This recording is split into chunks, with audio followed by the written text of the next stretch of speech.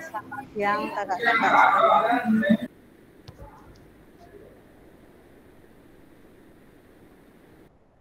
Gimana kabarnya semua ini? Sehat? Sehat, baik. Sehat. Sehat, Kak. Sehat.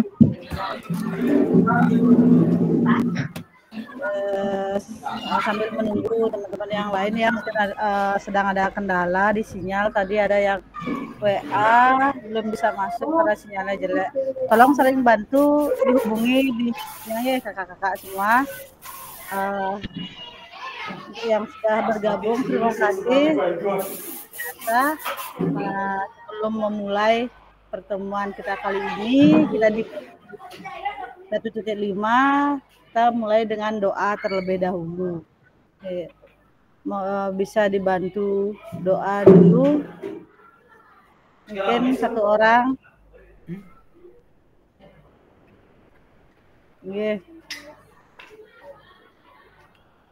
Siapa yang belum memimpin doa? Sudah semua pernah. Cengke lewat kan? Ya, Kak Mega dah lagi sekali Kak Mega. Oke, siap Kak Ani. Ya, silakan memimpin doa dulu. Oke, terima kasih. Baiklah teman-teman, sebelum kita memulai kegiatan hari ini, marilah kita berdoa. Menurut agama dan keyakinannya masing-masing, berdoa dimulai.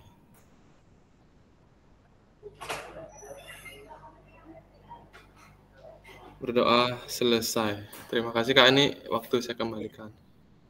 Baik, terima kasih Kak Mega.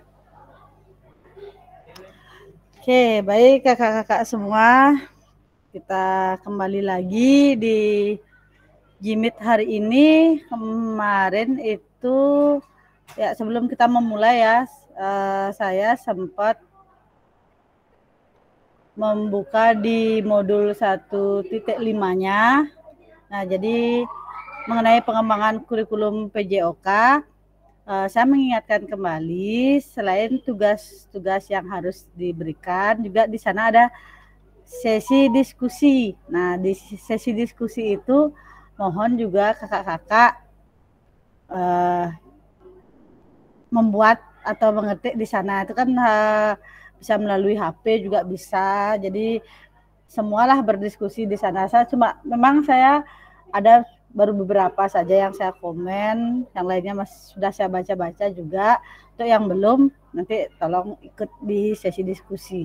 Jadi di sesi diskusi itu bukan hanya kakak-kakak menulis pendapat kakak-kakak, boleh juga istilahnya memberikan tanggapan jika menurut kakak-kakak ada pendapat kakak-kakak yang lain sesuai dengan situasi, keadaan sama dengan yang kakak-kakak alami seperti itu. Jadi supaya terlihat diskusinya. Baik, sebelumnya saya izin share screen dulu. Ini kayaknya ada beberapa kakak-kakak yang sibuk mengisi suling jar ya. Ya, kita memang sedang disibukkan dengan pengisian data suling jar ya, sambil jalan. Kakak-kakak semua. Saya izin share screen-nya dulu.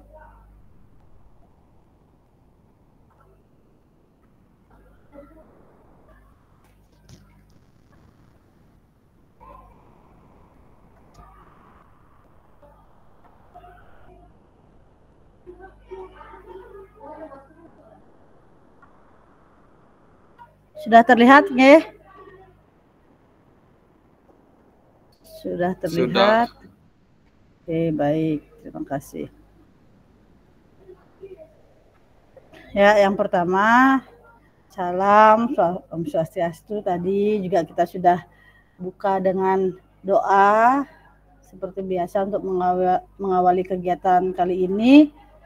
Saya kembali mengingatkan kesepakatan kita bersama selama mengikuti Jimit, kegiatan Jimit, yaitu menyalakan kamera, mematikan mikrofon, hadir seutuhnya, menghargai waktu bersama,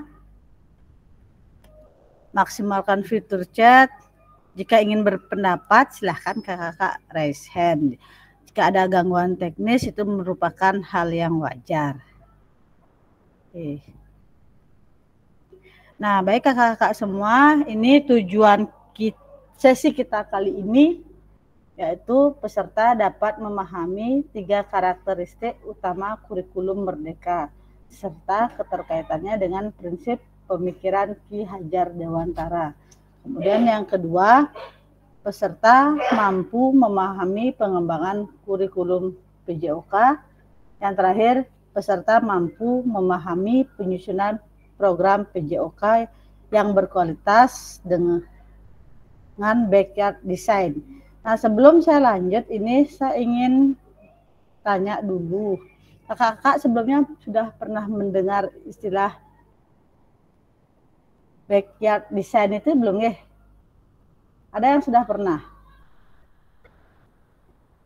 Atau belum?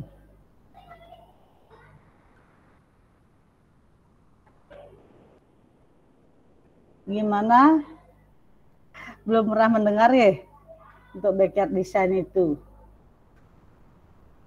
Di lokasi syuting kok aku berarti banget lah lagi salah gitu. Aduh kayaknya aku belum bisa deh gitu syuting anak-anak masih kecil ini.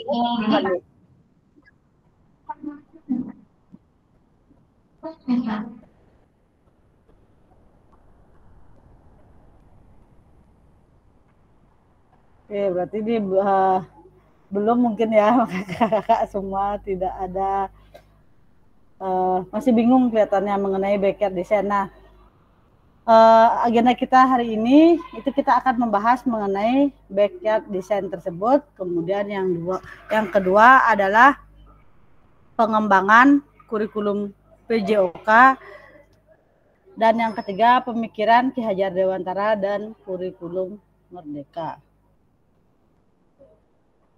Aktivitas 1. Nah, ini mengenai backyard design dalam pengembangan kurikulum PJOK. Oke, kakak-kakak di sini semuanya, saya ingin bertanya dulu nih mengenai tugas video kemarin yang deadline-nya tanggal 22 ini, apakah sudah ada yang membuat ya? Yang sudah ataupun belum, boleh silakan dijawab di kolom chat saja ya, siapa yang sudah. Kalau sudah silakan ketik sudah, kalau belum tuliskan belum, dan perkiraan kapan akan mengambil videonya, apakah minggu depan, hari apa, seperti itu. Silakan kakak ditulis di kolom chatnya. Nah, ini Kak Surya belum, perkiraan kapan akan mengambil, silahkan juga ditulis di sana ya kakak-kakak. Misalkan belum, saya akan mengambil video jika tidak ada halangan hari Rabu, mungkin seperti itu.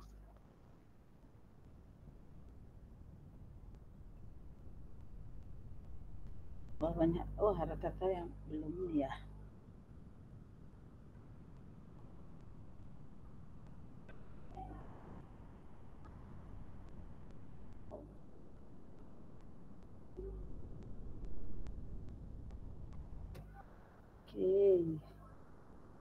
Kak Mega minggu depan, harinya belum. Kak Suartana juga belum. Kak Gustu belum. Kak Gumbe belum. Kak Surya Selasa depan. Kak Putra belum. Kak Adi belum. Nggak tahu kapan Kak, karena sekarang sudah ada kegiatan. Oke, nggak masalah Kak Adi. Kak Rizky juga belum. Kak Eka belum. Kak Kada belum. Mega belum. Kak Pande belum karena PTS. Oh iya ya, SD-nya kayaknya banyak juga yang lagi PTS minggu ini. Oke. Nah, ini karena yang menulis di kolom chat ini rata-rata belum semua. Saya ingin mengingatkan, kemarin ada pertanyaan, dan sebagai pertimbangan juga kelas-kelas yang lain mengantisipasi supaya tidak kejadian seperti kelas lain dan gelombang yang lain. Ini untuk pembuatan videonya nanti kan kakak diminta juga modulnya yang bagaimana modulnya itu yang sesuai dengan video yang kakak buat, seperti itu. Jangan nanti modulnya lain, videonya lain, karena nanti kan di sana akan dicocokkan video yang kakak-kakak buat itu dengan modulnya seperti itu. Nah, modul yang saya rasa modul itu kan kakak-kakak semua pasti sudah punya, karena rata-rata sudah menjadi guru kan lebih dari 1 tahun. Ya, paling perubahannya hanya sedikit menyesuaikan dengan keadaan yang ada di sekolah, kecuali perubahan sekolahnya sangat terasa baru berubah lagi modulnya, karena modul itu kan kita buat juga penyesuaian dari tujuan pembelajaran itu kita melihat juga bisa melihat dari aset-aset yang ada di sekolah, itu kita tentukan dari situ. Nah, jadi tidak harus sama semua. Misalkan kalau seperti di SMP ya, yang saya tahu, misalkan permainan bola besar itu, kita bisa memilih bola besar itu kan ada basket, voli, sepak bola. Nah, jika tidak memungkinkan sepak bola, kita bisa mengambil basket seperti itu. Nah, jadi disesuaikan dengan kondisi di lapangan tempat kakak-kakak mengajar sekalian. Ya, nanti backyard design dalam pengembangan kurikulum PJOK ini bisa kakak bandingkan atau lihat dengan modul yang sudah kakak-kakak punya. Ada sedikit perubahan. Perubahannya di sebelah mana nanti akan ada penjelasannya di slide berikutnya. Nah, ini ada pertanyaan menurut kakak-kakak dari skala 1 sampai 10. Kira-kira seberapa dalam pemahaman kakak-kakak semua tentang kurikulum PJOK? Silahkan kakak-kakak tulis di dalam kolom chat dari skala 1 sampai 10. Kakak-kakak menganggap diri kakak-kakak pahamnya berapa mengenai kurikulum PJOK sendiri. Silahkan dituliskan di kolom chatnya. Skala 1 sampai 10 ya, kakak-kakak semua.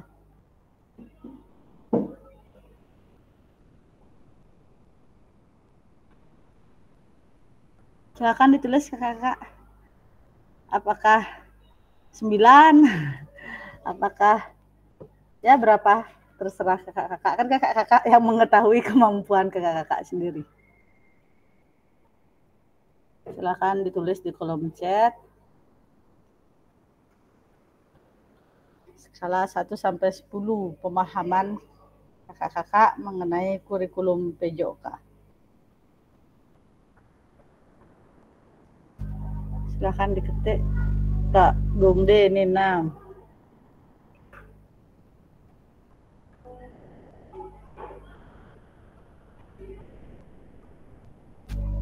Nah, baru Kak Gongde deh. Skala 5.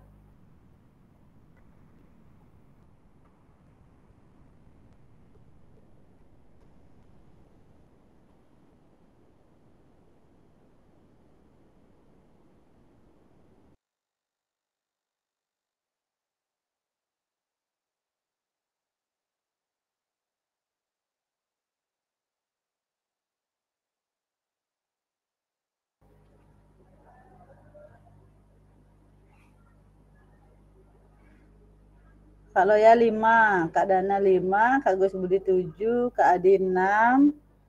Oke.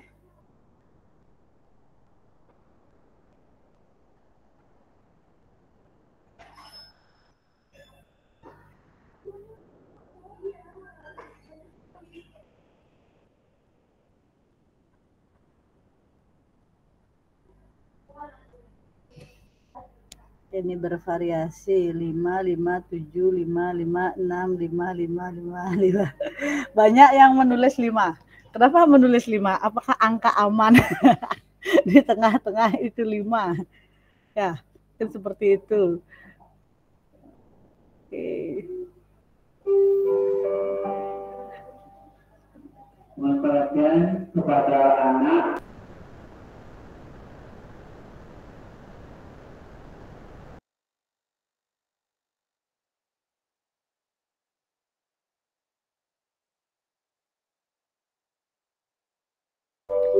Oke, coba Kak Gungde nih, Kak Gungde. Kenapa menulis 6 Kak Gungde? Kak Gungde bisa menjawab mungkin pemahamannya kenapa menuliskan angka 6.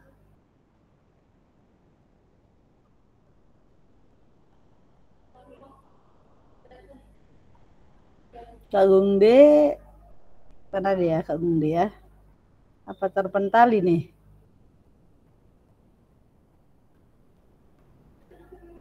Oke, coba yang lainnya. Kayak Kak Gungde tadi ini keluar masuk, dia sinyalnya mungkin jelek.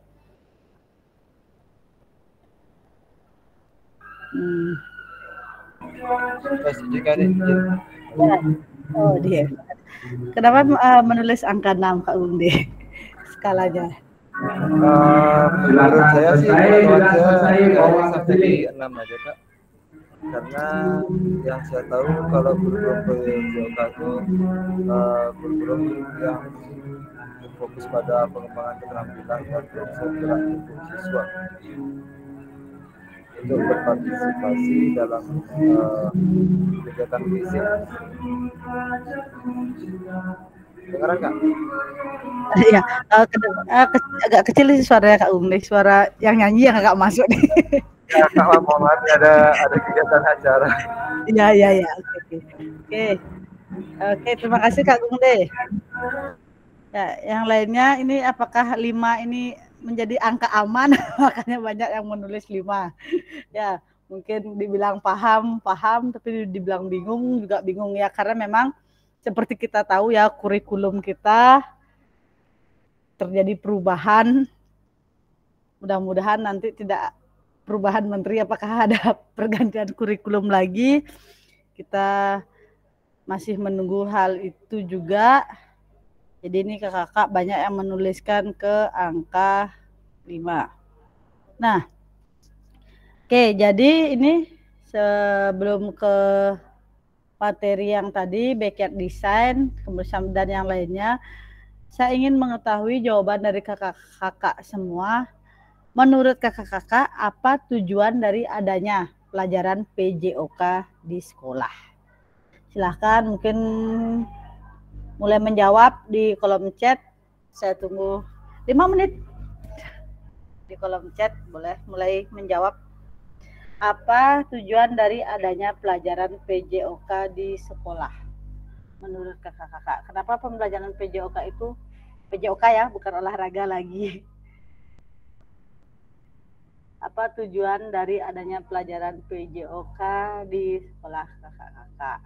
Boleh kakak-kakak silahkan menulis di kolom chat.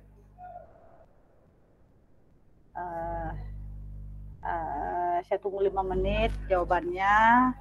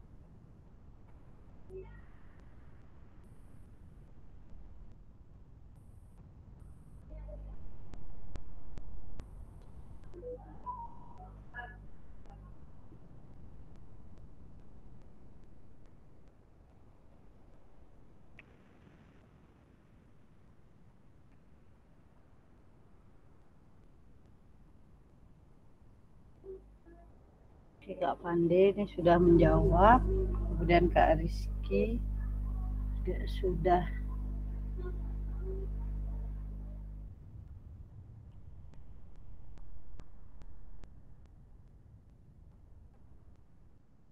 Jawaban Kak Rizky untuk memfasilitasi kebutuhan gerak siswa dan juga meningkatkan kebugaran. Dan Kak Wira agar Ini mohon izin lagi ngempuk. Oke. Gini Kak Gustu. Ya, dikondisikan saja. Kalau ya untuk meningkatkan kesehatan jasmani dan rohani siswa, kemudian Kak Gustu meningkatkan kebugaran serta mengembangkan keterampilan siswa. Kak Adi Putra tidak hanya tahu, oke, Kak Surya, Kak Gusudi, 1, 2, 3, 4, 5, 8, baru 9 orang nih ya. Yang belum, silahkan dijawab. Oke.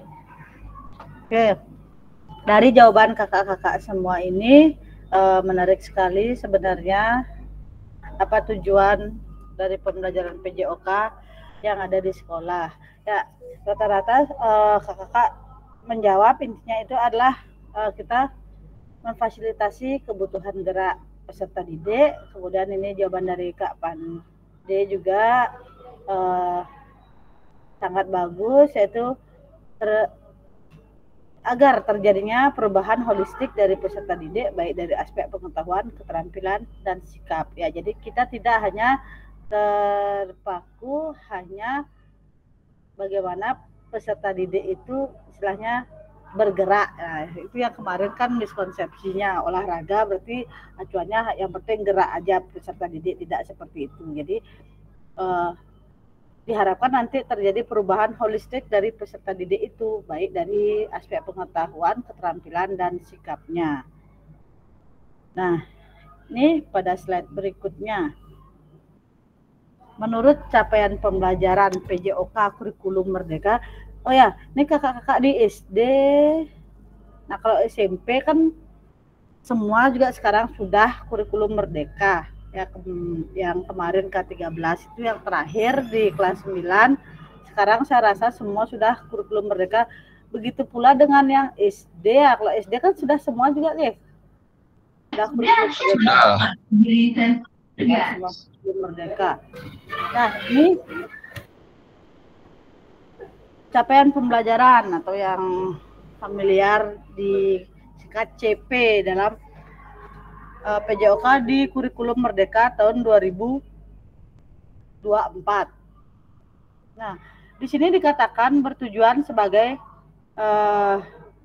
pendidikan jasmani kesehatan dan olahraga. PJOK bertujuan sebagai pembelajaran bagi peserta didik dalam yang pertama yaitu mengembangkan, menerapkan, dan mengevaluasi keterampilan, konsep, strategi gerak yang akan menjadi disposisi untuk berpartisipasi dalam berbagai aktivitas jasmani dengan penuh kepercayaan diri, kompetensi, dan kreativitas. Kemudian yang kedua, membantu dan memberi dukungan mereka dalam memilih gaya hidup sehat dan aktif secara jasmani. Yang ketiga, membangun dan menerapkan keterampilan sosial dan emosional melalui konteks pembelajaran yang menekankan nilai-nilai fair play, kerja tim, inklusivitas, dan menanamkan apresiasi dan mengembangkan sikap positif untuk aktif secara jasmani sepanjang hayat sebagai upaya peningkatan keseluruhan kualitas hidup.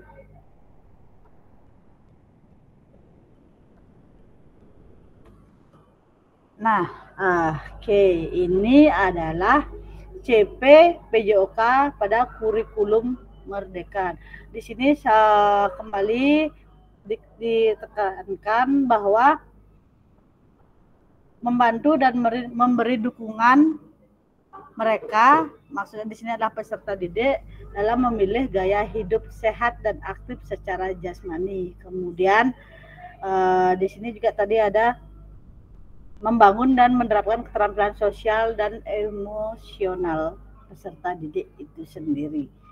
Kemudian sikap positif untuk aktif secara jasmani sepanjang hayat. Jadi bukan hanya terpaku ketika pembelajaran PJOK di sekolah saja. Jadi anak-anak itu juga mereka mempunyai istilahnya bekal pengetahuan, keinginan untuk sepanjang hayatnya. Ya. Nah, ini slide berikutnya, mari berdiskusi sesuai pertanyaan pada slide berikutnya. Silahkan tulis di kolom chat atau raise hand untuk menyampaikan pendapat Bapak Ibu. Di sini ada beberapa pertanyaan. terlepas dari kurikulum apapun. Nah, tapi ini rata-rata semua sudah kurikulum merdeka. Apakah selama ini Bapak atau Ibu, kakak-kakak semua, sudah memahami dengan baik tujuan mata pelajaran dan menjadikannya sebagai acuan? Bagaimana ya pendapat kakak-kakak semua terlepas dari kurikulum apapun? Nah, mungkin kalau dulu ada yang pernah mengajar dengan kurikulum K13, sekarang dengan kurikulum Merdeka, apakah selama ini kakak-kakak sudah memahami dengan baik tujuan pelajaran dan menjadikannya sebagai acuan? Silahkan kakak-kakak menulis pada kolom chat. Ya, tidak masalah, ini kan kita diskusi, jadi tidak ada salah benarnya. Jika memang masih ada yang bingung dan sebagainya, seperti yang kakak-kakak buat tadi, pemahamannya itu di skala 5, mungkin karena ragu-ragu dan bingung, tidak apa-apa, silahkan dituliskan di kolom chat jawaban dari pertanyaan yang saya tampilkan ini. Ya, silahkan di kolom chatnya dibuat.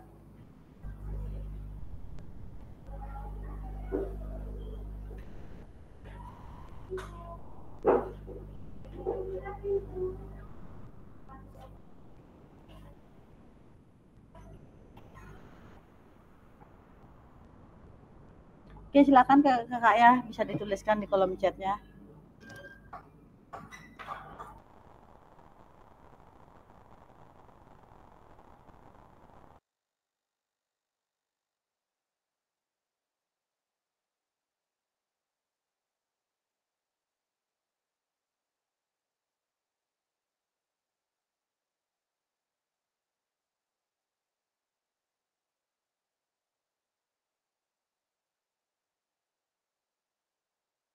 Ya, silahkan kakak-kakak tuliskan pendapat kakak-kakak semua. Ini kan pertanyaannya, apakah selama ini kakak-kakak sudah memahami dengan baik tujuan pelajaran dan menjadikannya sebagai acuan? Silakan diketik di kolom komentar, kolom chat, komentar. Diskusi LMS baru komentar ya.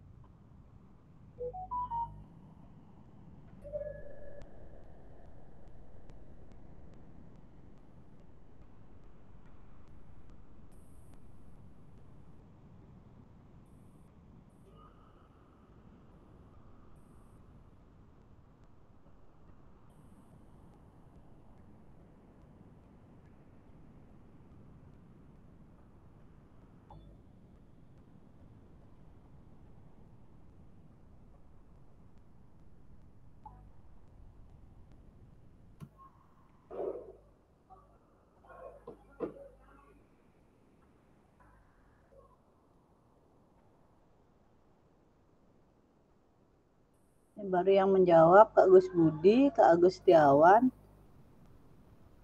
Kak Surya Atmaja, Kak Gumde, kakak-kakak yang lain silahkan. Ya, kita banyak diskusi kali ini.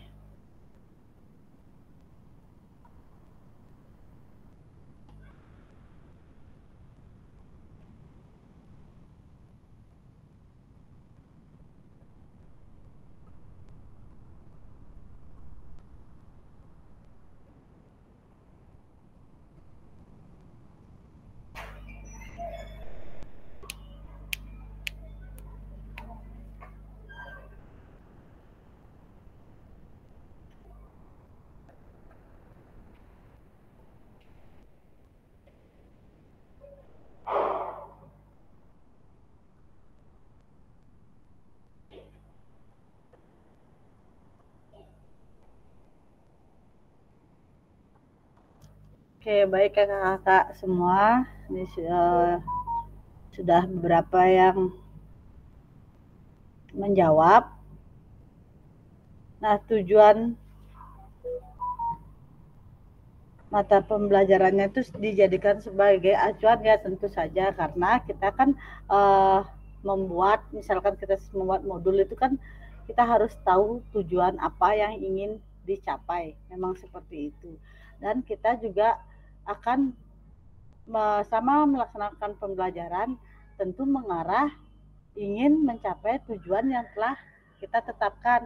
Makanya di awal pertemuan itu selalu jangan sampai lupa kakak-kakak menyampaikan tujuan pembelajaran kepada peserta didik kakak-kakak. Nah, kadang-kadang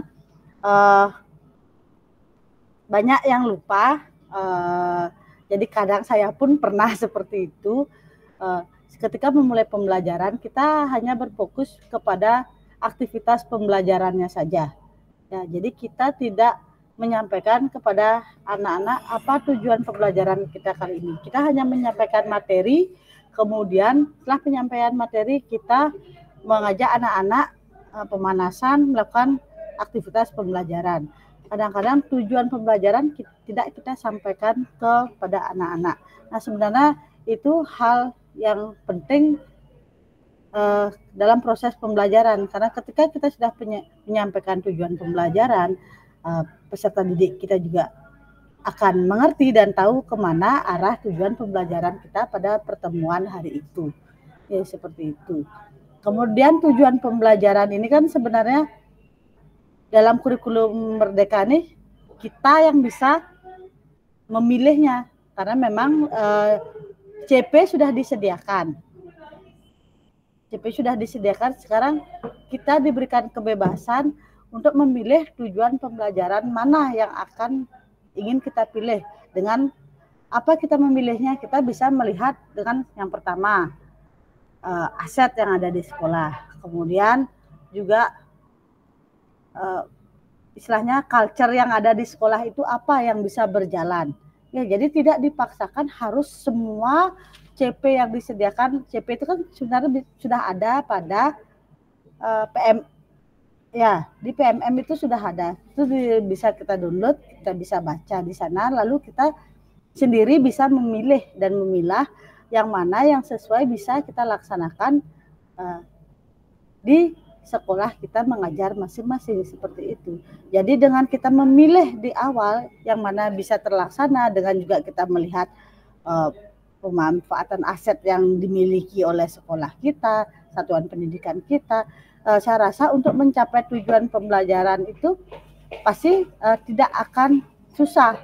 Ya, jadi tidak lupa juga kita untuk melihat proses. Nah, seperti yang kembali ke modul isu dalam PJOK, jangan sampai membuat pembelajaran PJOK itu menjadi isu eksklusif. Jadi karena kita melupakan prosesnya, kita hanya ingin anak-anak bisa tanpa melihat prosesnya, jadi olahraga itu muncullah isu eksklusivitas itu. Padahal kita di sini kan ingin membuat pembelajaran PJOK itu menjadi inklusivitas, seperti itu. Oke, saya lanjut ke slide berikutnya.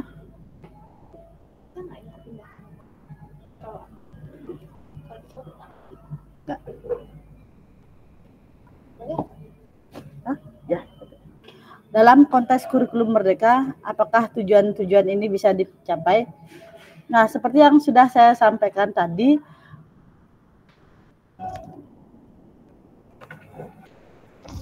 sebentar ya kakak-kakak semua. Nah, seperti yang sudah saya sampaikan tadi mengenai tujuan pembelajaran ini kan kita yang bisa melihat CP yang sudah tersedia, kita memilih tujuan-tujuan pembelajaran yang ingin kita capai, kita juga melihat selain kondisi sekolah kita, sarana prasarana yang ada, kemudian juga bagaimana karakteristik dari peserta didik yang akan kita ampu di dalam pembelajaran PJOK itu sendiri. Oke, Memahami tujuan umum itu penting sebagai acuan untuk memahami muara akhir pembelajaran. Untuk mencapai tujuan umum ini, pemerintah sudah menurunkan ke dalam CP atau capaian pembelajaran dan mempersilahkan guru atau satuan pendidikan untuk menurunkannya lagi ke TP. Nah, seperti ini yang saya maksudkan tadi, kita sebagai guru atau tenaga pendidik itu kita yang bisa memilih tujuan pembelajaran yang akan kita capai, seperti itu. Jadi kita tidak bisa artinya jika CP-nya bola kecil, ada bulu tangkis, kasti. Nah, rata-rata kalau kasti ini kan lumayan mudah bisa dilakukan di SD seperti itu, SMP pun bisa. Nah, tapi mungkin kalau SMP, anak SMP ini mereka cenderung ingin bermain, membutuhkan lapangan yang luas seperti itu. Nah, ini nanti kita bisa gunakan ke pemanfaatan aset ke lingkungan. Apakah kita di satu momen, di suatu hari kita mengajak peserta didik kita mencari lapangan yang berada di seputaran sekolah, tentu saja juga melihat kondisi bagaimana di sana, apakah layak digunakan untuk berolahraga atau tidak. Sehingga kalau kita sudah memilih tujuan pembelajaran misalkan dalam materi permainan bola kasti, itu juga bisa tercapai. Jika tidak memungkinkan, tidak perlu kita paksakan. Seperti saya sendiri, jujur kalau permainan bola besar, sepak bola itu agak jarang. Saya lebih memilih ke permainan bola besar, basket maupun voli. Tetapi kita juga bisa mensiasati itu dengan sepak bola. Mungkin kita buat menggiring bola, kemudian menendang bola dengan jarak yang tidak begitu jauh, karena kan lapangan di sekolah saya tidak begitu luas. Nah, apalagi dekat dengan kantin. Kalau itu dipaksakan seperti itu, kan nanti malah istilahnya tidak jalan pembelajarannya. Seperti itu. Jadi dikondisikan kita, istilahnya kita yang mengetahui bagaimana situasi yang ada dalam sekolah lingkungan kita. Jadi kita yang menentukan tujuan pembelajaran kita, karena kan membuat modul ini kan pasti dilakukan di awal ketika kakak-kakak memulai semester baru seperti itu ya. Dari situ juga kakak-kakak bisa mulai merancang apa saja TP-TP yang akan kakak-kakak pilih. Nah, berikutnya bagaimana memastikan agar pengajaran yang kita lakukan benar-benar menyasar tujuan pembelajaran. Karena seringkali pengajaran langsung fokus pada materi atau aktivitas apa saja yang harus dilakukan murid. Nah, bagaimana kira-kira menurut kakak-kakak ini? Silahkan kembali berdiskusi di kolom chat. Silahkan menuliskan pendapat kakak-kakak. Bagaimana kakak-kakak memastikan agar pengajaran yang kita lakukan benar-benar menyasar tujuan pembelajaran tersebut. Silahkan kakak-kakak bisa ditulis di kolom chatnya.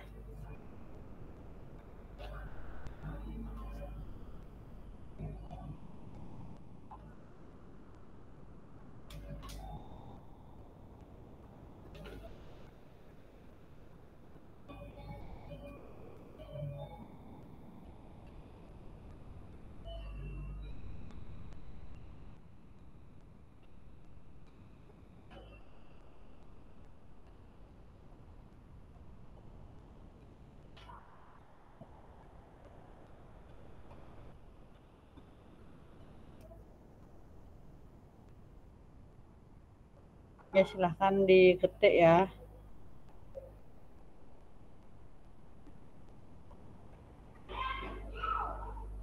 Bagaimana kita memastikan agar pengajaran yang kita lakukan benar-benar menyasar tujuan pembelajaran.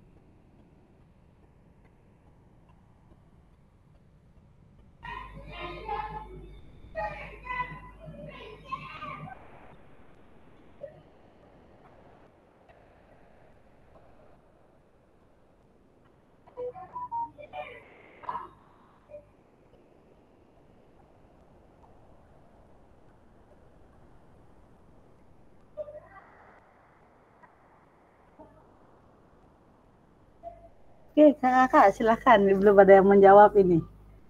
Bagaimana kakak-kakak memastikan agar pengajaran yang kita lakukan benar-benar menyasar tujuan pembelajaran?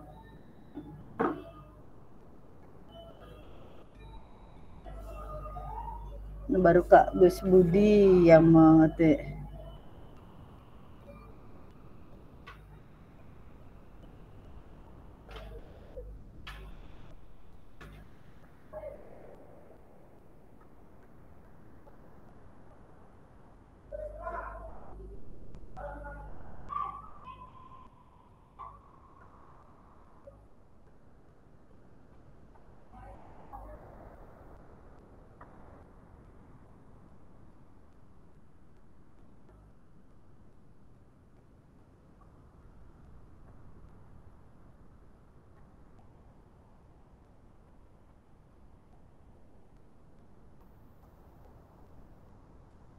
Oke, ini dari Kak Gungdi.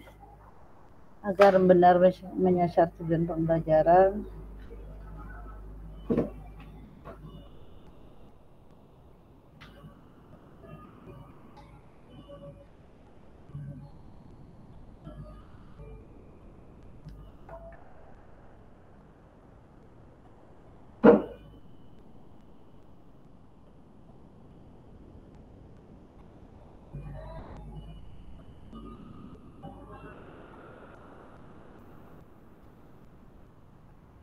Oke, baik kakak-kakak ya.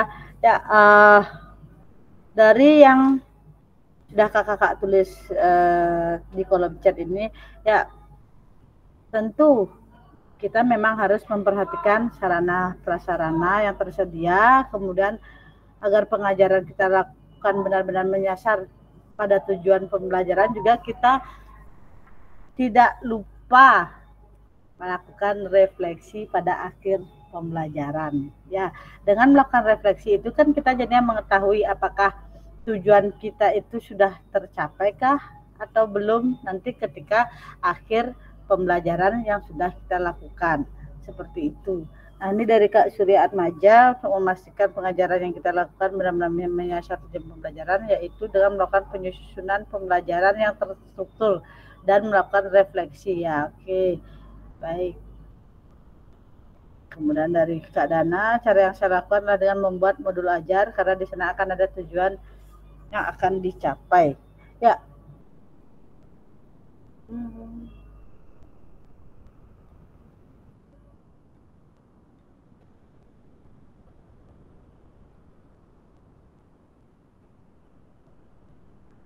Pada tujuan pembelajaran yang di modul. Oke. Baik, terima kasih kakak-kakak semua pendapatnya. Kita lanjut ke slide berikutnya. Yang berikutnya adalah mengenai proses backyard design dalam pengembangan kurikulum secara umum melalui 3 tahap di bawah ini.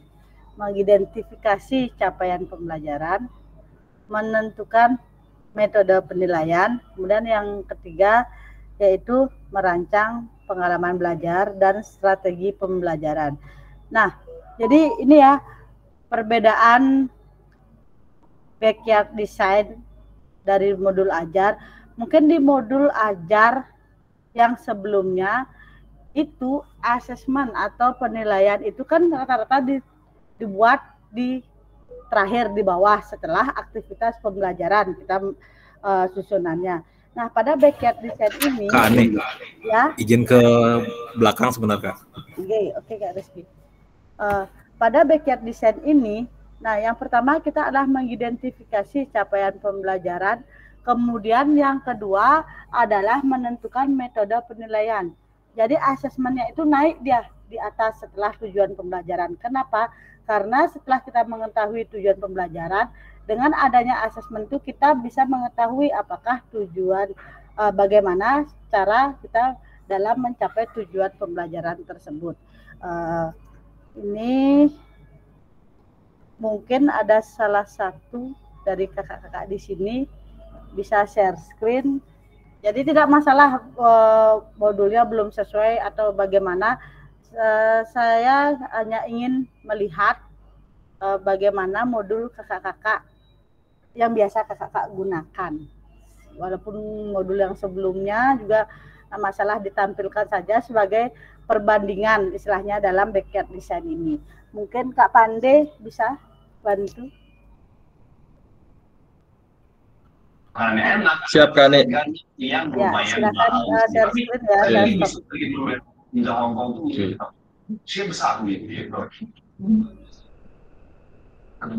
stop.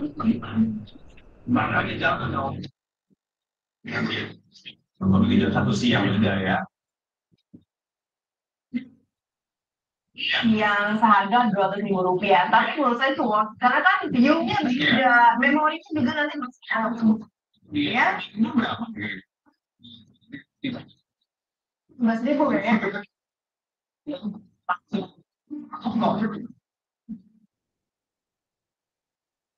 Setelah meminang gitar Rizky Amalia pada 28 Juli 2024 lalu, tak pernah lepas senyum mereka terpajang di wajah seorang Dustin Tiffany. Kebahagiaan itu semakin bergelora dirasakan ketika bisa merasakan honeymoon di Hong Kong, di mana perjalanan selama 5 hari ini adalah hadiah dari konten kreator Turah Partayana.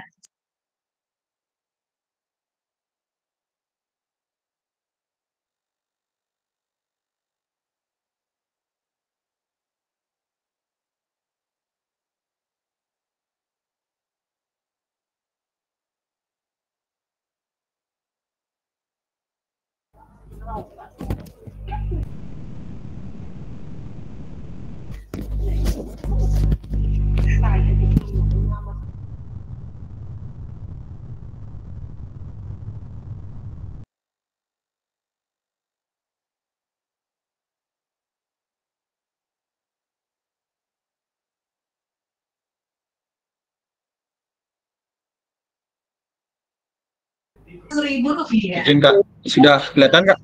Ya, sudah kelihatan Kak Pande, silakan. Baik, menu sederhana itu saja, harganya bikin seret. Di sana ya lumayan. Dari sini, dari atas ya. Identitas seperti biasa, sudah.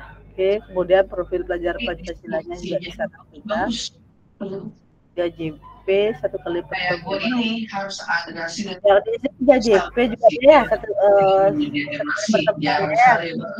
Berapa menit nih ya Kak Pande kalau SD ya? Kenapa Kak? Kenapa Kak? Satu JP itu berapa menit kalau di SD? 35 Kak. 35 ya. Oke. Ya. Pusing dan lanjut Kak Pande. Namanya uang kan bisa dicari, tapi momen merayakan pertentangan cinta nggak akan bisa kembali diulang. Terbukti sampai di sana, pria berusia 32 tahun itu nggak mau diam dan mengajak sang istri untuk mengeksplor tempat-tempat hidden gem di sana. Setiap langkahnya pun tampak begitu bermakna karena kehadiran orang tercinta yang selalu menemaninya. Apalagi kan di Hong Kong banyak banget lukisan di makin romantis. Saya nggak mau istirahat dulu kemana-mana. Pelajaran ya ke tempat destinasi kuliner malamnya. Iya, pada akhirnya udah kuliner enak banget dan worth it, tapi balik lagi. Berarti setelah itu dia di aktivitas juga luar biasa ya di bawahnya ya. Tempat konten. Asesmennya dia masih di bawah. Ya masih di bawah Kak. Oke. Masih di bawah. Boleh di scroll. Untuk versi Agustusannya di ini deh Kak, di saya lampirin Kak. Ya lampiran gitu dia ya jadinya ya. Ya. Nah itu dah. Jadi terima kasih ya Kak Pande ya, mungkin masih bisa tetap jangan stop share screen dulu. Nah untuk backyard design ini dia yang membedakan itu adalah setelah tujuan pembelajaran itu asesmennya atau penilaiannya itu dia naik ke atas. Nah, jadi di sana kita jabarkan dulu kriteria yang akan dinilai, kemudian dokumen atau kegiatan penilaian apa, baru kita ke langkah-langkah pelajarannya seperti itu. Jadi istilahnya backyard design itu pasti kasih boneka. Dia pendekatan atau merancang instruksional yang melibatkan perencanaan proses pembelajaran yang dimulai dari identifikasi capaian yang diharapkan, kemudian merancang langkah-langkah yang dibutuhkan untuk mendapatkan capaian tersebut. Jadi penilaiannya itu yang dimaksudkan. Ya, setelah itu secara mundur ke belakang. Dalam pengembangan program pembelajaran, backyard design juga menggunakan metode seperti itu, ya, dari capaian atau tujuan pembelajaran diteruskan bergerak ke belakang menentukan penilaian, kemudian aktivitas untuk mencapai tujuan pembelajaran tersebut. Jadi istilahnya pendek katanya backyard design ini merupakan proses sistematis yang memastikan kesesuaian kurikulum dengan capaian pembelajaran yang diinginkan, seperti itu. Mungkin Kak Pande bisa stop share screen. Saya sharing aja ya kemarin ini yang saya buat ketika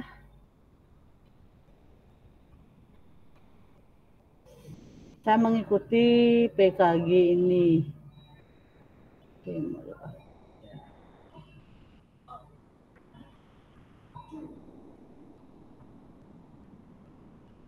Nah, sudah terlihat ya kakak-kakak. Nah, ini kebetulan saya di SMP. Ini seperti biasa kan identitasnya di atas, kemudian kompetensi awal, kemudian profil pelajar Pancasila, tujuan pembelajaran, setelah itu baru ke asesmennya. Sebenarnya begini juga kakak-kakak, istilahnya langkah-langkah pembelajaran itu tidak perlu dibuat. Mengapa seperti itu? Karena kan istilahnya kakak-kakak yang mengetahui bagaimana kondisi di lapangan. Tidak perlu secara detail kita buat biar terlihat banyak, kan kadang dibuat bagi menjadi kelompok begini secara detail. Tidak perlu seperti itu karena kan kakak-kakak yang mengetahui kondisi di sana, artinya kakak-kakak yang sudah akan tahu siap bagaimana kakak-kakak dalam melakukan aktivitas pembelajaran tersebut. Kadang-kadang juga kemarin istilahnya ada miskonsepsi yang RPP, waktu zamannya RPP 1 lembar. Jadi biar 1 lembar dikecil-kecilin biasanya seperti itu. Padahal konsepnya itu maksudnya di situ 1 lembar itu adalah bukan 1 lembaran seperti itu. Jadi kita menyingkat, karena itu kita yang membuat, kita yang tahu tujuan pembelajaran kita, bagaimana kita melakukan penilaian dan aktivitas pembelajaran. Jadi aktivitas pembelajaran itu tidak perlu dijabarkan secara mendetail karena kita yang tahu kondisi di lapangan. Bahkan kadang juga kan kita membuat aktivitas mendetail, tetapi ada situasi di beberapa waktu berbeda. Misalkan tiba-tiba ada perbaikan lapangan, jadi lapangannya yang harusnya bisa menjadi siswa dibagi 4 kelompok menyebar hanya bisa jadi 2 kelompok karena lapangannya mengecil, kan seperti itu, dan dikondisikan seperti apa, itu kan tergantung situasi yang terjadi pada saat itu. Jadi tidak perlu mendetail istilahnya, makanya modul ajar ini sebenarnya tidak ada salah benar. Nah seperti itu. Yang jelas dalam langkah pembelajarannya itu kita yang tahu apa yang harus kita lakukan agar anak mencapai tujuan pembelajarannya. Yang terpenting adalah asesmen yang kita buat itu mengacu untuk mencapai tujuan pembelajaran yang sudah kita tentukan di awal, seperti itu kakak-kakak ya. Jadi backyard design ini dia sebenarnya lebih simple. Nah ini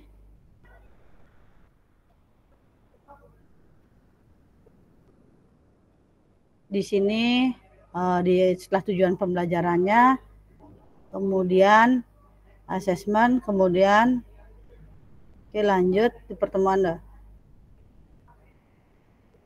Nah seperti ini saja langkah pembelajarannya, tadi tidak mendetail satu banyak seperti itu. Oke.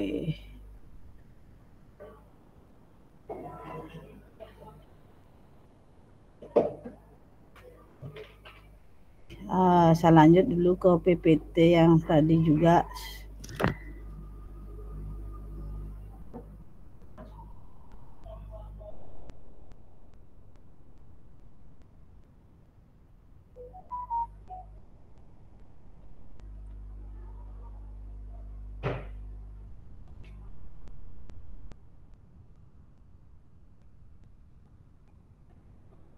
Nah, ini ada pesan kunci dari Backyard Design. Itu merupakan proses sistematis yang memastikan kesesuaian kurikulum dengan capaian pembelajaran yang diinginkan.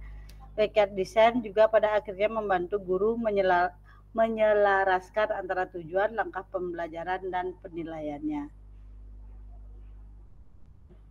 Kita ke aktivitas 2, penyusunan program PJOK.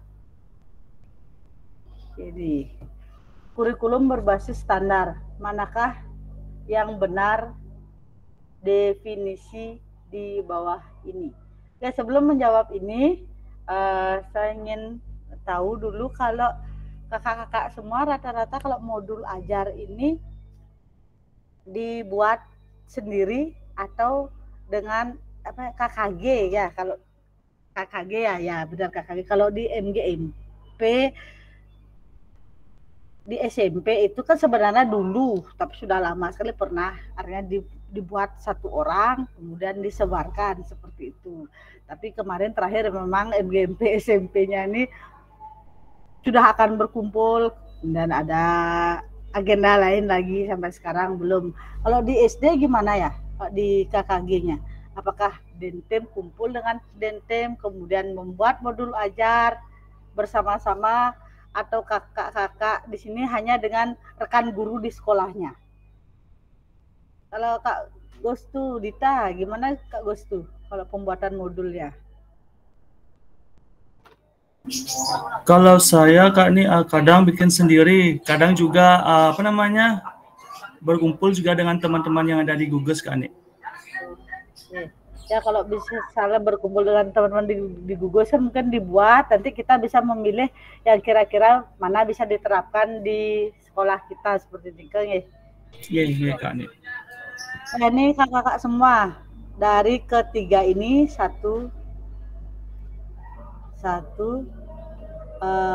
dua ini, kemudian yang terakhir 3. Manakah yang benar definisi di bawah ini menurut kakak-kakak semua? Yang pertama kah, atau yang kedua, atau yang ketiga?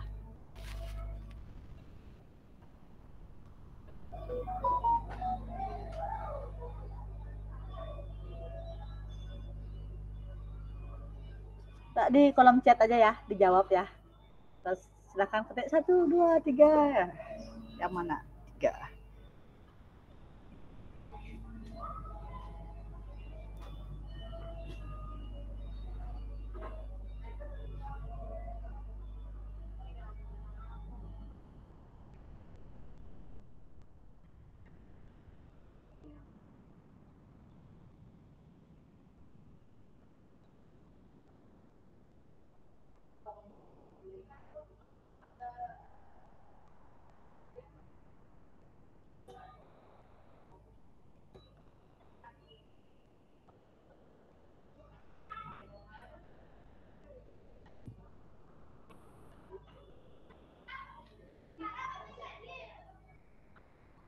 Nah, sementara semua menjawab 3 ini. Ya, saya rasa juga kakak-kakak sudah tahu semua ya, ini jawaban dari 1, 2, 3 ini adalah yang nomor 3. Karena kalau dikatakan kurikulum merupakan seperangkat aktivitas untuk menguasai keterampilan saja kan tidak benar, karena penilaian kita kan kognitif, afektif, kemudian ada psikomotor juga. Jadi hanya tidak terbatas di keterampilan. Kemudian buku teks peserta didik dapat dikatakan adalah suatu kurikulum. Tentu saja salah. Bukan berarti setiap buku teks peserta didik dapat dikatakan suatu kurikulum. Nah, yang ketiga ini, kurikulum adalah suatu standar untuk mengetahui apa yang peserta didik harus pelajari meliputi keterampilan, pengetahuan, dan sikap.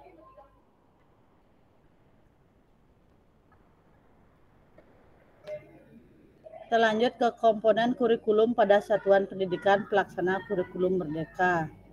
Yang paling atas itu yang pertama adalah struktur kurikulumnya, kemudian capaian pembelajaran, kemudian pembelajaran dan asesmen capaian pembelajaran. CP ini kan dibagi menjadi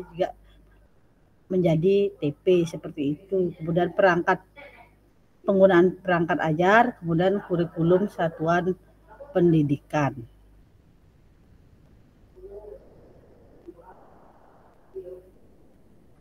Mengapa kurikulum operasional berbeda antar satuan pendidikan? Nah, di sini bisa kakak-kakak lihat ya, mengapa berbeda? Ya, agar bermakna kurikulum operasional satuan pendidikan dikembangkan sesuai dengan konteks dan kebutuhan peserta didik dan satuan pendidikannya. Ini bisa menjadi kabar gembira karena kakak-kakak dapat menyusun program yang relevan dengan kultur gerak di mana peserta didik tinggal. Seperti itu. Jadi penyajian kontennya itu tidak kan kemarin-kemarin istilahnya supaya terlihat menarik dan mengikuti perkembangan teknologi, banyak yang harus dengan video, menampilkan video dan sebagainya seperti itu. Nah, itu sebenarnya tidak harus kakak-kakak, tidak selalu seperti itu ya, karena kita kembali lagi kepada kebutuhan peserta didik kita. Ya, memang kalau dia memang kemampuannya lebih cepat jika dengan melihat video visual, ya kita perlu tampilkan. Tapi kalau tidak, dia kalau hanya mendengar bagaimana kita mengarahkan dia bergerak, dia bisa, itu ya konten yang kita sajikan tidak perlu dengan video itu. Tapi memang kan namanya peserta didik berbanyak, ada 1, 2, nah disitulah kita harus memfasilitasi peserta didik tersebut. Nanti penyajian konten dalam video yang kakak-kakak akan unggah itu, tugas videonya itu kembali kepada kakak-kakak masing-masing. Mungkin mau kakak-kakak di kelas dulu ada menampilkan video mengenai materi tujuan pembelajaran yang akan dicapai, bisa. Tapi kalau misalkan memang tidak ada LCD atau tidak memungkinkan, dengan presentasi pun boleh, karena kan siapa tahu karakteristik peserta didik di setiap satuan pendidikan itu kan berbeda ya, seperti yang dikatakan tadi. Jadi kakak-kakak sendiri yang bisa memilih dan memilahnya. Jadi seperti itu. Dan ingat kakak, waktunya 30 menit di video itu. Jadi ya memang kakak-kakak kan kadang-kadang mengajar itu 3 JP satu kali pertemuan, 30 menit tuh rasanya pemanasan aja udah habis kan gitu waktunya. Nah, disitulah bagaimana kita mengatur waktu. Nanti video ini juga akan tetap digunakan ketika kita akan tatap muka. Ya, kita akan tatap muka nanti. Nah, sambil jalan supaya tidak lupa juga saya sampaikan, kita akan tatap muka itu di tanggal 28, itu bertempat di SMP 10, sudah pernah saya sampaikan. Di awal nanti tatap muka itu, disinilah video itu akan kakak-kakak gunakan untuk materi di modul 2.1. Ya, jadi kakak-kakak akan menonton, menilai video kakak masing-masing seperti itu. Jadi nanti bisa diunggah di YouTube atau di drive-nya, nanti sudah ada arahannya di mana. Nanti untuk cara pengunggahannya, nah ini jadi kendala kemarin ketika saya mengikuti PKG. Karena di LMS itu kalau kita memasukkan link YouTube, pertama link YouTube, kedua baru mengunggah modul, yang terlihat di saya adalah modul saja. Link YouTube-nya tidak kelihatan, saya tidak bisa menilai videonya. Tapi kalau modulnya duluan, kemudian link YouTube yang kedua, yang kelihatan hanya link YouTube-nya, modulnya tidak bisa terbaca. Nah, nanti mungkin akan di WA Group saya kasih istilahnya tutorial supaya modul dan link videonya bisa diputar secara bersamaan. Nanti jangan istilahnya jangan khawatir kok yang kelihatan hanya link YouTube-nya, kok yang kelihatan hanya modulnya, seperti itu. Nanti akan saya berikan caranya agar memudahkan kakak-kakak bisa mengupload link dan file secara bersamaan. Kita lanjut. Nah, mari berbagi cerita saat Bapak, Ibu, atau kakak-kakak semua menyusun kurikulum PJOK.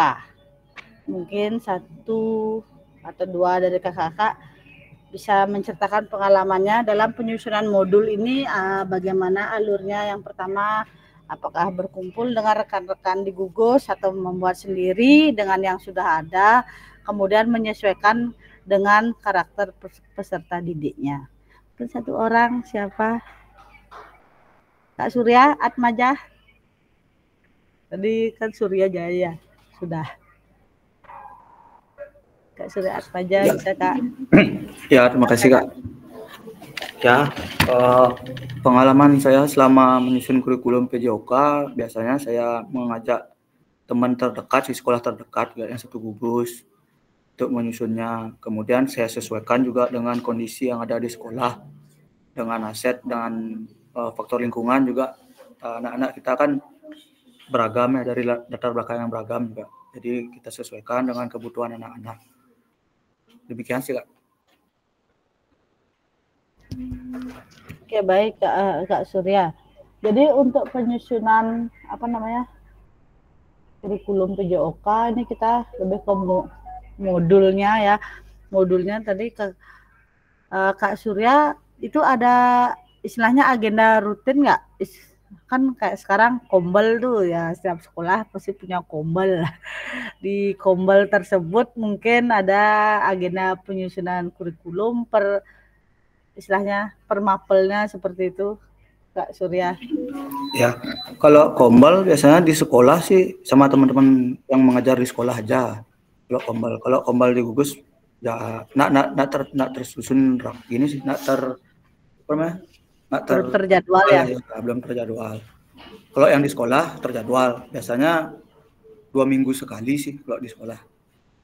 Oh iya ya. Oke. Ya karena kalau di sekolah itu kan gabungan juga dengan guru kelas nih Kak Surya sepertinya. Ya. Iya Kak, gabung dengan mapel agama juga.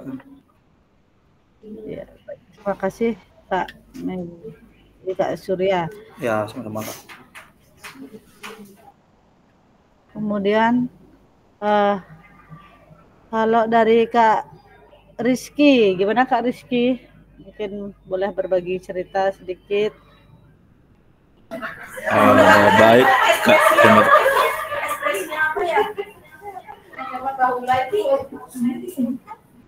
baik Kak, terima kasih atas waktunya. Mohon maaf agak ribut sedikit. Kalau saya sama juga seperti Kak Surya, dengan berdiskusi dengan rekan sejawat yaitu Pak Loye, dan juga berdiskusi dengan teman-teman gugus. Di sini juga udah ada semua teman gugus saya di sini. Ya, kita biasanya kombel KKG namanya. Nah, di KKG itu kita membicarakan untuk masalah modul itu. Itu aja Kak. Terima kasih.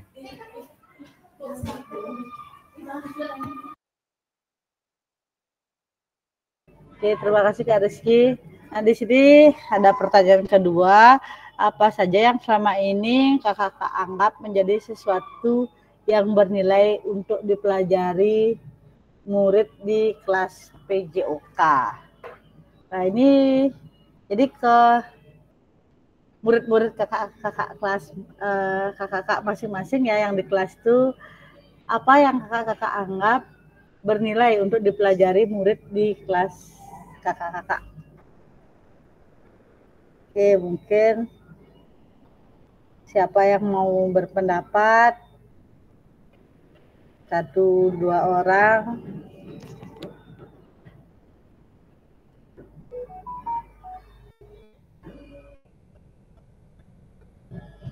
Oke, silahkan. Mungkin ada yang mau berpendapat.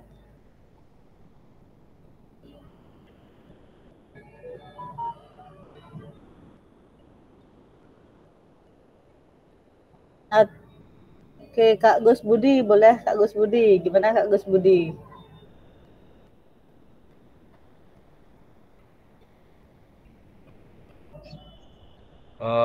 Terima kasih Wakil Kak Ani. apa Ya. saja yang selama ini Bapak Ibu anggap menjadi sesuatu yang bernilai untuk dipelajari murid di kelas PJOK. Mungkin dari saya ada beberapa hal. Jelas yang pertama adalah kesehatan fisiknya, bagaimana siswa itu mampu melakukan beberapa gerakan yang kita tampilkan dalam materi. Yang kedua, mungkin disiplin dan tanggung jawab. Menghormati aturan yang sudah dibuat di awal pertemuan, fair play dalam melakukan aktivitas pembelajaran, dan menjunjung tinggi sportivitas. Yang terakhir mungkin kepemimpinan kan, karena dalam pelajaran saya selalu membuatkan kelompok.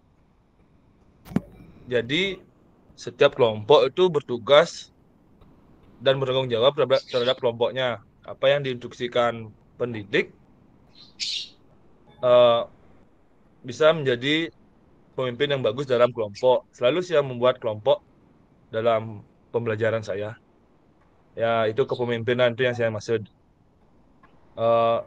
Yang terakhir, jelas kita sebagai guru PJOK,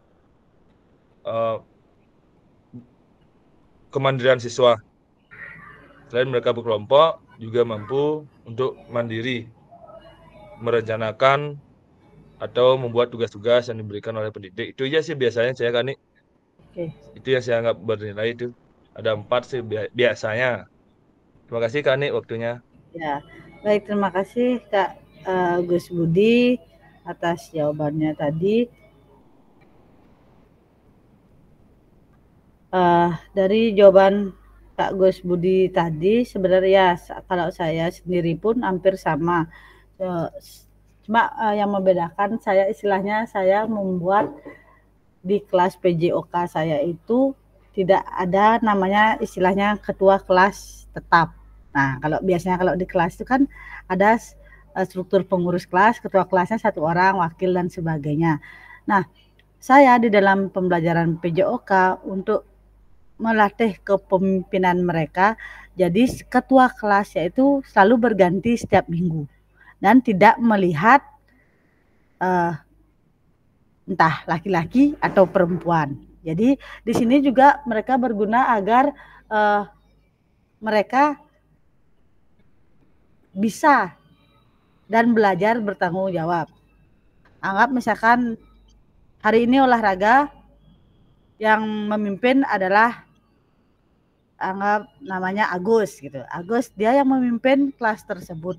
Jadi dia memimpin mulai dari mempersiapkan siswanya, kemudian memimpin pemanasan dan sebagainya. Area bertanggung jawab pada hari itu. Kemudian di minggu berikutnya si Agus inilah dia memilih temannya yang perempuan untuk menjadi ketua kelas. Nah, jadi setelah yang perempuan memimpin, minggu depannya laki-laki. Jadi bergiliran. Nah, di situ saya rasa kalau saya pribadi itu berguna selain melatih jiwa kepemimpinan mereka juga agar mereka fokus. Kadang ada anak-anak yang padahal kita sudah 6 bulan nih mengajar, atau bahkan kalau yang SMP nih ya, kan berarti dari SD dia udah tahu sebenarnya apa itu pemanasan, bagaimana pemanasan. Bahkan pemanasan pun dia tidak tahu. Nah, dengan dia bergiliran memimpin seperti itu, dia akan belajar, oh pemanasan tuh dari ini dulu, begini. Karena dia berpikir siapa tahu kemungkinan minggu depan saya yang akan memimpin. Jadi mereka istilahnya juga mengurangi tidak fokus ketika mengikuti pembelajaran. Dan kadang ada yang temannya ketika menyiapkan jadi ketua kelas, temannya baru siap gerak gitu aja, wih, dah mulai begitu mereka. Nah, jadi supaya enggak istilahnya Bani Mesurya kan gitu ya. Dia istilahnya ketika temannya memimpin diketawain, tapi justru yang ngetawain itu belum tentu dia bisa memimpin kan begitu. Makanya jadinya saya buat bergiliran seperti itu, mereka juga bertanggung jawab. Selain berkelompok-kelompok tadi, bagus juga sebenarnya Kak Budi, karena kita di olahraga juga pasti berkelompok itu pasti akan sering sekali juga akan dilakukan. Nah, untuk mereka bergiliran menjadi ketua kelas agar mereka belajar dengan tanggung jawab atas kelas yang mereka miliki. Baik itu kita tidak melihat isu gender itu, tidak laki-laki, tidak perempuan ya, semua harus bisa belajar bertanggung jawab atas kelas tersebut, seperti itu. Oke, terima kasih tadi jawabannya Kak Gus Budi ya, bagus sekali. Kita lanjut ke slide berikutnya. Ini ada 6 faktor yang mempengaruhi pengembangan program PJOK. Yang pertama, ya tentu saja kebutuhan dan karakteristik dari peserta didik kita yang kita ajar di satuan pendidikan tersebut. Kemudian juga konteks masyarakat. Nah, konteks masyarakat di sini maksudnya adalah lingkungan sekitar. Nah, seperti itu. Kan ada mungkin di sekolah kakak-kakak ini yang di sana lingkungannya itu adalah sore-sore itu sering pemudanya atau masyarakat di sana sering main voli sore-sore.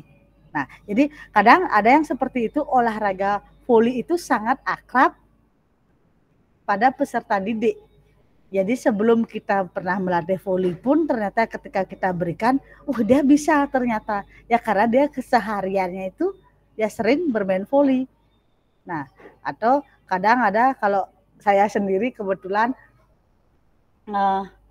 di tempat saya itu voli, takraw juga sore-sore itu, karena kebetulan ada salah satu Balai Banjar yang punya lapangan sepak takraw. Jadi anak-anak itu walaupun dia tidak bisa, tapi sedikit banyaknya dia akan tahu tentang olahraga tersebut. Jadi itu masuk ke dalam konteks masyarakat di sana. Seperti aset lingkungan budaya itu masuk dia di sana. Ya, itu juga kita bisa pikirkan, karena kalau di SD kan gerakan lokomotor non lokomotornya bisa melihat dari misalkan kayak tadi itu di gerakan voli, apa yang bisa kita masukkan ke dalam gerakan lokomotor dan non lokomotornya, seperti itu. Walaupun masih kecil-kecil istilah SD mungkin dia tidak fasih sekali bermain, tapi ketika dia sudah melihat apa yang sering dilakukan yang ada di lingkungan sekitarnya, dia akan terbayang dan kita akan lebih mudah dalam penyampaian dan mencapai tujuan pembelajaran kita, seperti itu. Kemudian juga waktu. Nah, ini kan satuan pendidikan itu kan selalu memiliki waktu yang berbeda. Nah, walaupun kita di sini karena lingkup kita Denpasar pasti sama, yang perlu kita perhitungkan adalah waktu libur Galungan Kuningan itu kan berbeda 2 minggu. Tapi kalau seperti Kak Agus Setiawan itu mungkin dia agak berbeda. Dia di Galungan Kuningan itu tidak libur 2 minggu. Nah, itu yang membedakan. Ya, kemudian P5-nya minggu keberapa, berapa lama, itu yang harus kita perhatikan juga. Alokasi jam pembelajaran, cakupan dan tahapan, kemudian teknologi. Nah, teknologi ini yang tadi saya bilang, jika memang memungkinkan untuk menampilkan video, mungkin punya LCD dan sebagainya, ya tidak masalah, bisa digunakan. Tapi jika tidak ada, bukan berarti kita tidak bisa menyajikan konten kepada peserta didik kita. Kita bisa menyiasati, mungkin mereka membuat mading, clipping dan sebagainya, kemudian mereka mempresentasikan itu, seperti itu. Bos ya. Kak Ani. Ya, gimana Kak Eka? Permisi sebentar, mau ke belakang. Ya, silakan Kak Eka. Nah, itu mengenai faktor yang mempengaruhi pengembangan program PJOK di satuan pendidikan.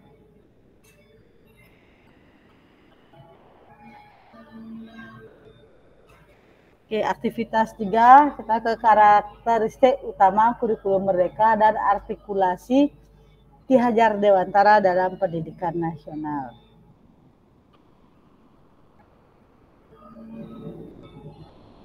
Oke, ini menurut kakak-kakak semua, kata kunci apa yang berulang kali kita bahas dalam pengembangan kurikulum PJOK? Apa itu yang berulang kali? Kata kuncinya yang kita bahas dalam pengembangan kurikulum merdeka. Ya, yaitu ada 3 ini. fokus pada materi esensial atau muatan yang paling diperlukan untuk pengembangan kompetensi dan karakter peserta didik. Kemudian yang kedua, pengembangan kompetensi dan karakter, baik itu kompetensi sosial, emosional, dan moral dari peserta didik. Kemudian yang ketiga adalah fleksibilitas pembelajaran.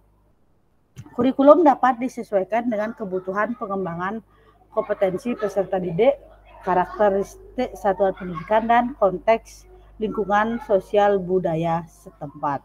Seperti itu.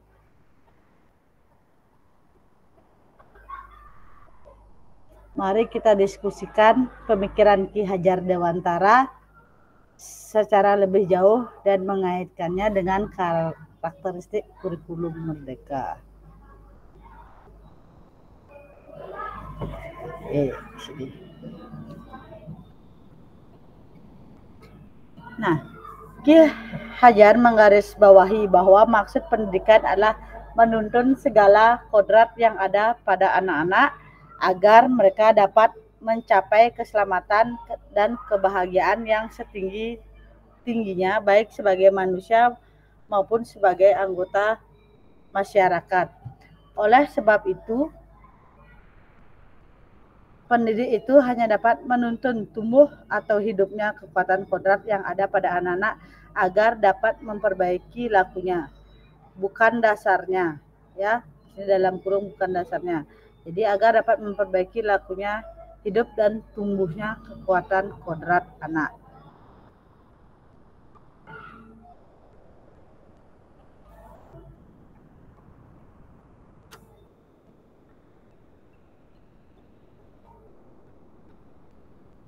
Nah, pada akhir sesi kita hari ini, kakak semua diharapkan kakak memahami 3 karakteristik kurikulum merdeka serta keterkaitannya dengan prinsip pemikiran Ki Hajar Dewantara. Kemudian kakak mampu memahami pengembangan kurikulum PJOK. Kemudian yang ketiga, peserta mampu memahami penyusunan program PJOK yang berkualitas dengan backyard design. Ya, jadi nanti untuk modulnya itu saya harapkan mungkin kakak-kakak istilahnya menggunakan backyard design itu. Jadi setelah tujuan pembelajaran itu kita ke cara penilaiannya dulu atau asesmennya seperti apa, seperti itu. Nah, nanti mungkin akan saya share lagi di WA group. Ya, nanti kakak-kakak yang mengkondisikan materinya, karena kan materinya itu kak semua beda-beda, tidak ada yang sama. Kemudian jangan sampai lupa mengenai penyajian kontennya. Ya, penyajian kontennya mungkin anak-anak yang dengan audio bagaimana, mungkin ada yang lebih cepat mengerti dengan visual bagaimana, itu kakak-kakak juga lakukan seperti itu. Nah, ini juga kan sebenarnya pembuatan video ini saya rasa kakak-kakak ya di PPG pun juga nanti diminta ya, jadi anggaplah memang tagihannya sudah siap akan semua hal itu. Jangan sampai tertukar modulnya apa, videonya apa, jadi sama. Kemarin itu kalau nggak salah Kak Wira ya, tapi Kak Wira di sini kayaknya kondisinya lagi nggak bagus. Itu tadi koneksi internetnya nggak bagus, sempat menchat saya mengatakan sudah membuat video, kemudian videonya durasinya 38 menit. Bisa apa tidak Kak Ani? Itu pertanyaan dari Kak Wira. Ya memang disampaikan waktunya adalah 30 menit. Ya, jadi bagaimana kakak-kakak menyesuaikan waktu itu, karena nanti video itu akan kita gunakan juga sebagai penilaian ketika tatap muka nanti. Jadi video kakak-kakak sendiri. Jadi kalau waktunya lebihnya jauh mungkin ya penilaiannya juga akan sedikit membingungkan seperti itu. Ya. Jadi diusahakan pas 30 menit. Jadi kakak-kakak yang mengkondisikan. Oke kakak-kakak, sebelum lanjut ini saya Nah, di sini karakteristik kurikulum merdeka ini kan ada 3, fokus pada materi esensial, jadi muatan yang paling diperlukan untuk mengembangkan kompetensi dan karakter peserta didik, kemudian pengembangan kompetensi dan karakter, pengembangan kompetensi sosial, emosional, moral dan moral peserta didik. Yang ingin saya tanyakan di sini, biasanya kakak-kakak itu untuk refleksinya sendiri yang sering kakak-kakak lakukan, ya pengalaman yang dulu-dulu pun boleh diceritakan. Bagaimana kakak-kakak melakukan refleksi kepada peserta didik untuk mengetahui apakah tujuan pembelajaran itu sudah tercapai apa belum. Nah, kalau kemarin kan kita sudah dapat nih yang refleksi yang Gibbs sama Borton. Nah, kalau yang sebelumnya tuh bagaimana? Saya ingin kakak-kakak sharing sedikit pengalamannya.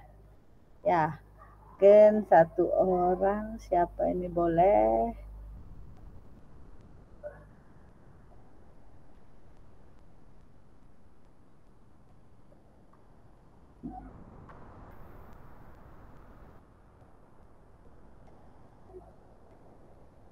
Kak Suartana, ada ya Kak Suartana? Oh, ada kok ini. Kak Suartana. Siap Kak. Ya, sharing sedikit Kak, gimana kakak melakukan refleksi ketika pembelajaran PJOK yang sering kakak lakukan seperti itu. Baik Kak, sebenarnya sih refleksi itu jarang sebenarnya saya lakukan ya pada saat akhir pembelajaran. Kadang-kadang karena mungkin menurut waktu ya, guru sudah jam pelajaran sudah habis, jadi jarang. Nah, sekalinya pernah sih saya melakukan. Mungkin pada saat melakukan refleksi itu mungkin saya menanyakan kepada siswa untuk menjurus salah satu siswa untuk melakukan gerakan yang tadi sempat kita kasih tahu, dan dari sana kita bisa menilai sejauh mana dia menguasai dan paham tentang materi yang tadi kita berikan. Misalnya seperti lempar tangkap bola, bagaimana teknik melempar bola secara mendatar, seperti itu sih biasanya Kak.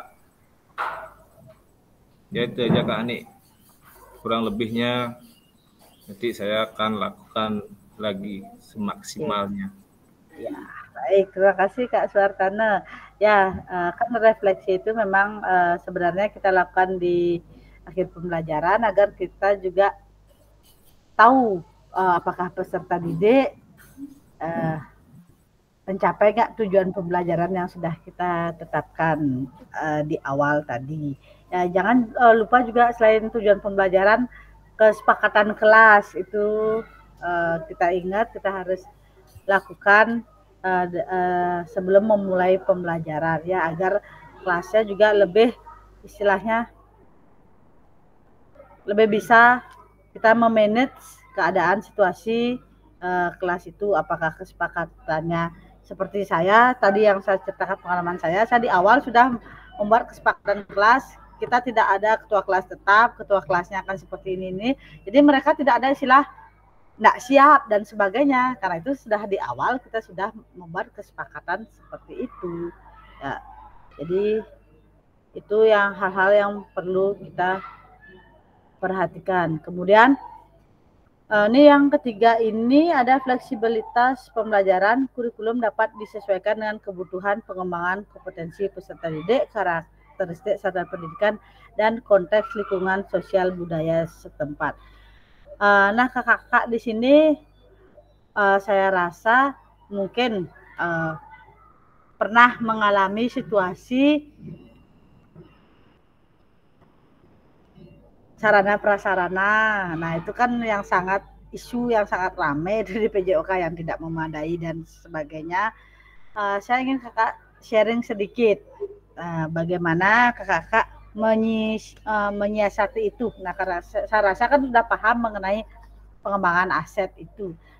Secara nggak langsung, misalkan memodifikasi alat itu kan sudah pernah kakak lakukan, itu juga termasuk ke dalam pemanfaatan aset. Jadi ini dia masuknya ke dalam karakteristik satuan pendidikan dan konteks lingkungan sosial budaya setempat. Seperti di sana juga masuk dia mengenai olahraga yang sering dilakukan, mungkin ada salah satu olahraga yang sering dilakukan di sekolah tersebut.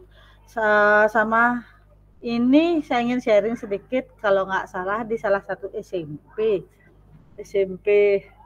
swasta itu kemarin. Nah, kakak mungkin sekarang sudah tahu kan olahraga tradisional itu berkembang kembali. Sering ada lomba olahraga tradisional. Nah, di salah satu sekolah tersebut, saya lupa tuh SMP-nya, SMP swasta, dia selalu juara untuk tajoknya. Nah, tajoknya ternyata setelah saya tanya, Pak, ini muridnya memang pinter semua pakai tajok, dia bahkan sampai berlari gitu main tajoknya. Ya karena ternyata di lingkungan Banjarnya itu sering ada perlombaan antar desa seperti itu. Jadi, nah itu dah jadi masuk dia dalam konteks lingkungan sosial budaya setempat. Jadi anak-anak di wilayah tersebut sudah tidak asing dia dengan olahraga seperti itu. Jadi mungkin kalau untuk kalau dikembalikan ke sekolah saya tidak semua bisa, karena buktinya kemarin pun saya ada membuat P5 itu olahraga tradisional.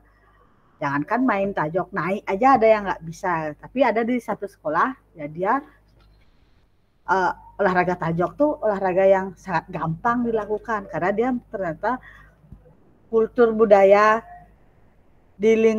istilahnya di lingkungan sekolah itu sudah biasa melakukan itu seperti itu. Nah mungkin juga ada yang sekolahnya di dekat lapangan Renon, itu kan ada sering voli, sore-sore sepak bola dan sebagainya dengan teman-teman. Nah itu istilahnya kita bisa menyesuaikan dengan lingkungan sosial budaya setempat yang di situ seperti itu. Kakak-kakak, itu dari saya. Kemudian lengkapnya mengenai backyard design ini sebenarnya sudah ada juga pada modul yang saya share kemarin. Itu bisa kakak-kakak buka di sana, baca-baca di sana. Kemudian tidak lupa saya mengingatkan diskusi yang ada pada LMS kemarin. Kemudian ada juga tugas di LMS di 1.4 ya Kak. Jadi sudah modul yang kemarin ini ada yang belum mengumpulkan. Ya, itu nanti saya ingatkan kembali, mohon dikumpulkan. Ada lagi 4 orang itu ya. Yang due date-nya kalau nggak salah sih tanggal 19, tapi kakak yang lain sudah ada yang mengumpulkan, ada yang belum, sehingga supaya tidak terlupakan seperti itu. Diskusi yang ada pada LMS juga dikerjakan dan bisa saling komen. Nah, kan komen-komen Facebook itu seperti itu ya. Jadi kakak-kakak boleh tidak membuat pendapat baru, tapi memberikan pendapat kepada temannya juga bisa seperti itu. Jadi saling diskusi nanti di sana. Sebelum saya tutup di sesi ini, karena ini tadi pada akhir sesi ini 3 hal ini yang ingin diharapkan. Mungkin ada yang ingin kakak-kakak tanyakan, entah mengenai modul 1.5 ini ataupun hal yang lain mengenai kegiatan PKG ini. Ada yang ingin ditanyakan terlebih dahulu, karena ini sudah set slide terakhir sudah. Terima kasih ini. Kak Putra selalu aplausnya pertama. Dan Kak Eka pun tersenyum berada di sebelahnya. Ya Kak Eka. Ada yang ingin ditanyakan dulu kakak, supaya tidak bingung entah mengenai videonya dan sebagainya. Jangan sampai terlewatkan. Gus Budi, Kak Agus. Ya, gimana Kak Agus? Kane terkait ini ya Kane. Gimana? Terkait videonya. Oh ya, gimana Kak Agus? Oh, itu harus backward juga nih. Untuk modulnya,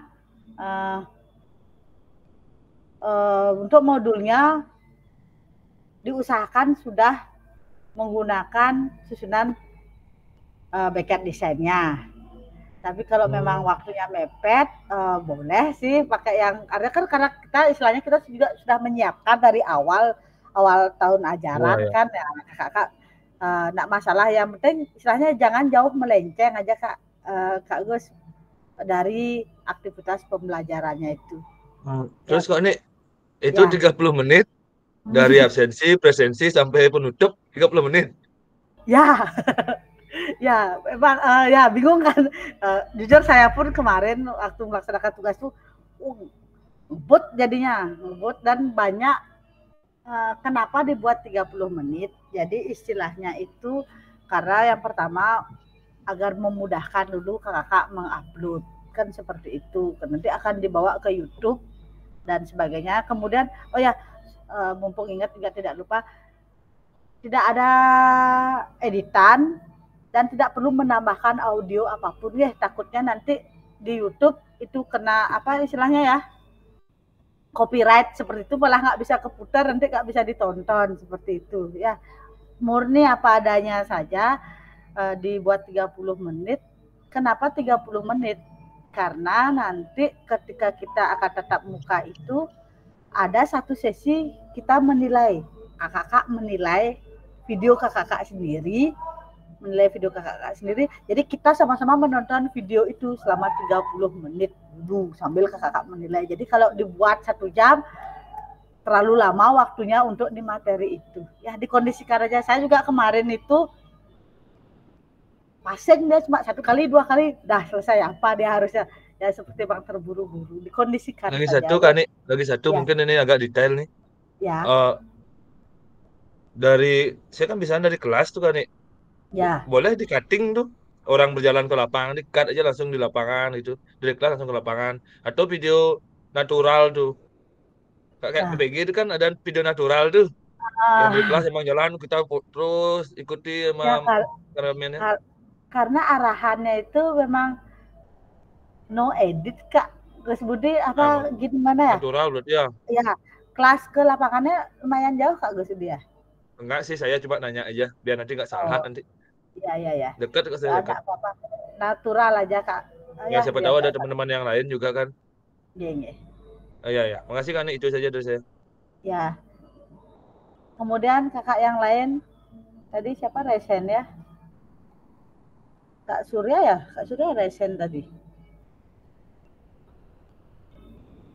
Ada lagi yang ingin bertanya ke kakak semuanya sebelum saya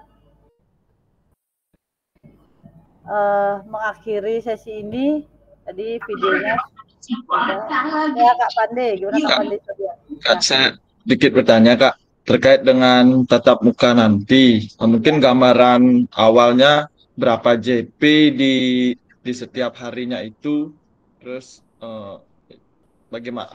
gimana sih gambaran awalnya untuk tatap mukanya itu aja Kak. Dan apakah kelas ini ada kelas lain lagi yang di SMP 10 kita digabung, apa kelas kita aja seperti itu Kak. Terima kasih. Oke, baik, terima kasih Kak Pande. Untuk tatap mukanya nanti ini jadwalnya lumayan padat kakak semua. Kita sampai jam 13, 14, 15, setengah 5 dari pagi. Ya. Wah, semua langsung gini. Ya, tapi memang begitu. Saya pun kemarin tuh seperti itu. Tapi kita istilahnya tidak full di kelas. Belajar sampai jam setengah 10, coffee break. Jam 10 apa setengah 11 tuh lanjut. Habis itu istirahat makan siang. Terus lanjut sampai jam setengah 3, coffee break. Ada. Nanti yang gelombang 1 kalau nggak salah itu sudah di-share susunannya. Mungkin itu nanti saya bisa share ke kakak supaya ada bayangan. Palingan kan gelombang 2-nya tidak jauh beda dengan itu, seperti itu ya. Kalau kemarin ini memang di SMP 10 itu karena katanya bisa menyediakan 2 ruangan. Jadi juga ada kelas yang lain, tapi belajarnya dipisah seperti itu. Tapi tempatnya sama di SMP 10. Ya, kita di ruangan A, dia di ruangan B. Kemudian nanti kakak-kakak per kelas ini akan membuat SEM istilahnya, Sport Education Model. Nah, ini kakak-kakak bekerja sama membuat suatu istilahnya pergelaran acara olahraga seperti itu. Ya, tapi yang simple aja seperti itu, juga nggak yang kayak pergelaran olahraga harus gimana. Nanti akan saya berikan aja contoh-contohnya juga, saya sharing yang sudah saya lakukan, kemudian contoh-contoh yang sudah pernah ada seperti itu. Oke, yang di SMP 10 ada kelas kita kelas 07 dengan kelas apa tuh lagi satu saya lupa, yang jelas ada 2. Nanti SEM-nya itu kalau nggak salah, kalau nggak di Lumintang akan di Renon. Ya, jadi kakak-kakak ini kelas ini akan menjadi satu kelompok. Ya, jadi satu kelompok saling bekerja sama. Itu aja. Untuk susunan acara kegiatannya ntar saya coba carikan dulu yang gelombang 1, saya kirimkan ke kakak-kakak nanti di WA grup ya. Gimana Kak Pandey? Oke, sudah. Untuk yang lainnya apakah ada pertanyaan? Sebentar ya, saya angkat telepon dulu sebentar aja.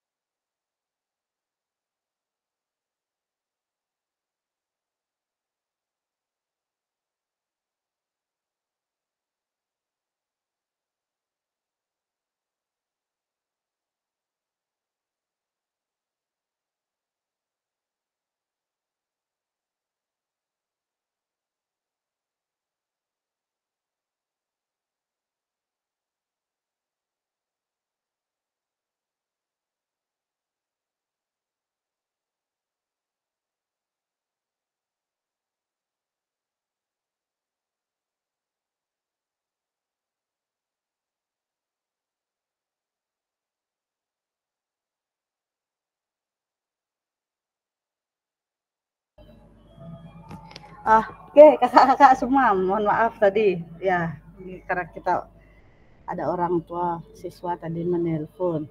Oke, ada pertanyaan lagi kakak? Kalau tidak, boleh jempolnya dulu. Oke, tidak ada, sudah pas berarti ya. Oh, Kak Mega resen, Kak Mega. Kak Mega resen apa salah pencet? Salah pencet, Kak. Oh, salah pencet, oke. Oke, baik kakak, karena ini sudah waktu juga, saya akan mengakhiri jimit kita hari ini. Sebelum tadi dibuka dengan doa, kita tutup dengan doa dulu. Siapa yang buka tadi ya? Saya, Kak. Ya. Silakan Kak Mega. Silakan Kak Mega. Siap, Kak Ani. Terima kasih Kak Ani. Marilah teman-teman kita berdoa dulu untuk mengakhiri kegiatan kita hari ini. Berdoa menurut agama dan keyakinan masing-masing. Berdoa dimulai.